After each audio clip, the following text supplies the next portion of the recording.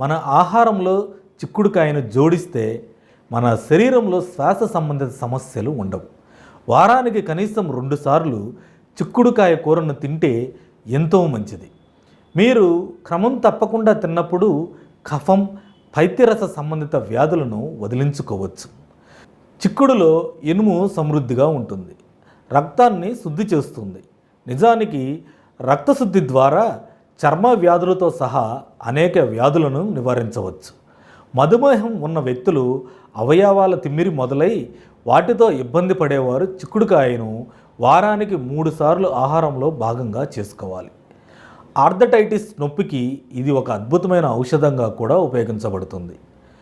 నిద్రలేమితో బాధపడుతున్న వ్యక్తులు కూడా చిక్కుడును తీసుకోవచ్చు. ఇది ప్రధానంగా మెదడును బలోపేతం చేస్తుంది. జ్ఞాపక శక్తి, తెలివితేటలు పెంచడానికి చిక్కుడు సహాయపడుతుంది.